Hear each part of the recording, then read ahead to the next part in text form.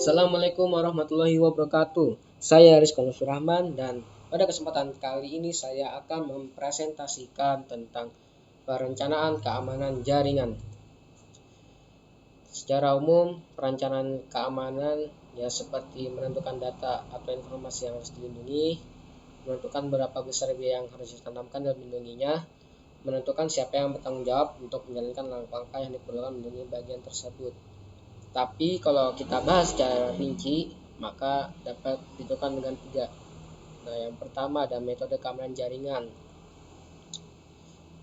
Dalam metode keamanan jaringan pertama yaitu pembatasan akses jaringan komputer dengan cara internal password authentication, server based password authentication, dan firewall routing control.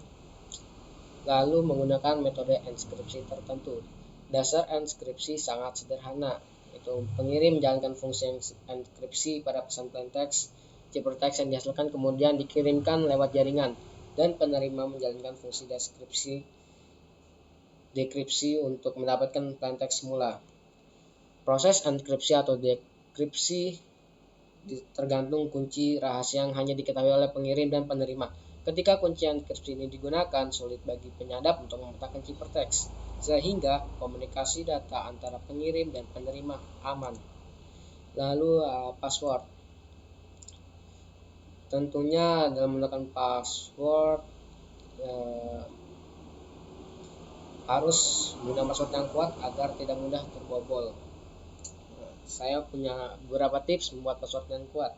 Yang pertama, jangan pernah menggunakan informasi pribadi Anda seperti nama, ulang tahun, username atau alamat email. Gunakan password yang panjang. Kemudian jangan memakai password yang sama untuk semua akun Anda. Terakhir, gunakan kombinasi angka, simbol, huruf, dan kapital kecil.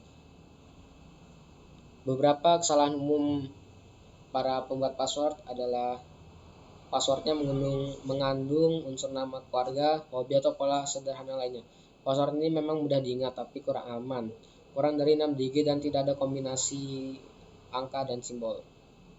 Pola password yang mudah ditebak, contoh 13ABC CBA 321. Pola tersebut nantinya akan mudah ditebak oleh para hacker. Yang 3 ada monitor jaringan. Di monitor jaringan ada 5 metode. Yang pertama, deteksi intrusi. Maksudnya adalah deteksi intrusi monitoring jaringan area lokal untuk akses yang tidak sah oleh peretas. Biasanya para profesional IT menggunakan metode ini secara otomatis untuk beberapa kegiatan. Kedua, sniffing paket. Paket sniffer merupakan program yang memberikan setiap paket informasi yang melewati jaringan. Tujuannya adalah mendeteksi perangkat lunak monitoring jaringan yang tidak sah yang dapat diinstal oleh peretas untuk memata-matai aktivitas bisnis dan proses informasi. Selanjutnya, vulnerability scanning. Vulnerability scanning atau pemindaian kerentanan yang akan memindai jaringan untuk mengetahui kerentanan dan kelemahan yang membuka potensi eksploitasi. Metode ini dapat bervariasi atau berbeda dari metode pertama, yaitu deteksi intrusi, karena dapat mendeteksi kelemahan sebelum serangan terjadi pada jaringan. Keempat ada monitoring firewall. Metode ini selanjutnya dapat digunakan untuk melacak aktivitas dari firewall untuk memastikan proses penyaringan untuk koneksi masuk dan keluar dapat berfungsi dengan aman dan baik.